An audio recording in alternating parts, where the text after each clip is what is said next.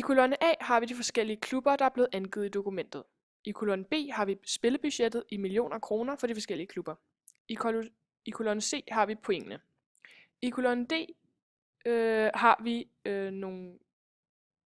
nogle tegn, der beskriver tallene, der står i kolonne E.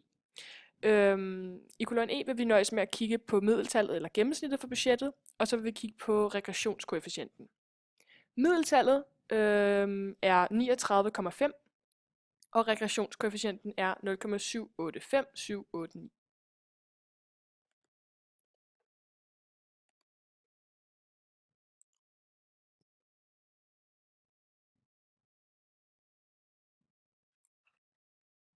I dette vindue kan vi se, hvordan spillebudgetterne fordeler sig. Vi kan se, at den mindste værdi ligger på 12,5 og den højeste på 125. Vi kan se på antallet af prikker, hvor mange klubber, der bruger netop dette antal millioner på spillebudget. Det er det næste.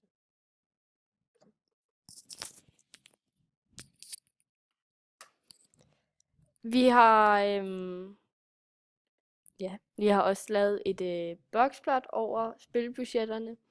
Yderst til venstre har vi mindsteværdien. Så har vi første kvartil. Derefter har vi medianen. Så har vi selv indsat middelværdien eller gennemsnittet. Og herefter har vi så anden kvartil. Og til sidst har vi prikken aller yderst til venstre. Det er største værdien. Ud fra det her boxplot kan vi se, at der er nogle budgetter, som er langt højere end størstedelen. Det viser forskellen på gennemsnittet og medianen, hvor gennemsnittet bliver betydeligt større af de største budgetter.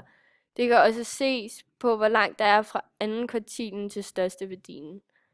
Man kan også se, at de fleste budgetter ligger mellem omkring 20 og 40 millioner, for det er der, den blå kasse ligger. Hvis man fjerner FCK,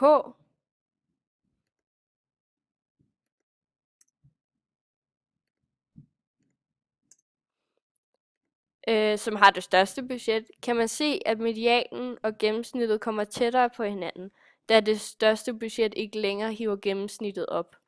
Derudover bliver den blå boks også en del mindre. Grunden til, at største værdien er en prik og ikke enden af stregen, som det som regel er, hvilket også var tilfældet, da FCK's budget var tilføjet af Tokis regel. Tokis regel er, hvis en observation ligger længere væk end 1,5 kvartilbredde fra den blå kasse, bliver det set som en afviger eller en perifer observation. Kvartilbredden er anden kvartil subtraheret første kvartil.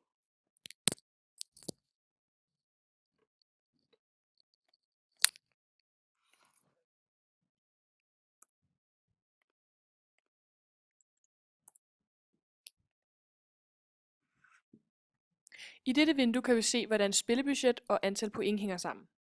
Vi kan se, at spillebudget og point hænger sammen meget fint. Altså jo større budget, det større antal point. Det kan vi se, da vi lavede regression, da linjen går opad. Dog er det ikke helt konsekvent, da der er nogle klubber, der har større spillebudget, men har mindre point, end klubber, som har mindre spillebudget og flere point.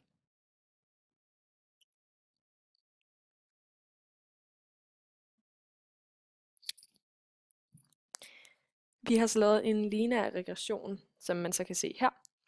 Og den har vi så lavet for at kunne se, hvor præcis budgetterne hænger sammen. Og igen så kan man se, hvor meget ekstra FCK bruger på budgettet, dog uden at få så mange point. Flere point i hvert fald, end den klub, der ligger nærmest i forhold til budgettet. Og vi kan se på regressionskvotienten her, som vi faktisk først lige skal indtaste.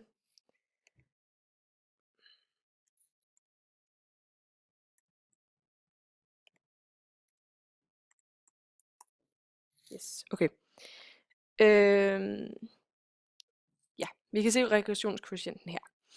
I hvert fald, når vi ganger regressionskvotienten med hinanden 2 gange, så får vi et tal, der fortæller os, hvor godt antal penge brugt, altså budgettet, og point passer sammen. Og jo tættere på 1 det her tal er, jo bedre passer de sammen, og jo tættere på 0 passer de sammen. Eller jo dårligere passer de sammen, undskyld.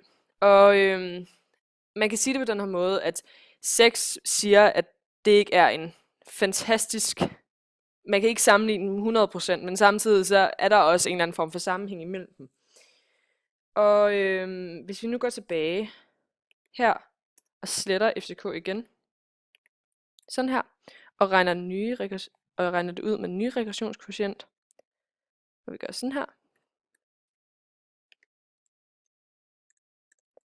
så får vi så et nyt tal, der fortæller os, hvor det godt det her det passer sammen igen. Og nu er det jo så blevet endnu dårligere.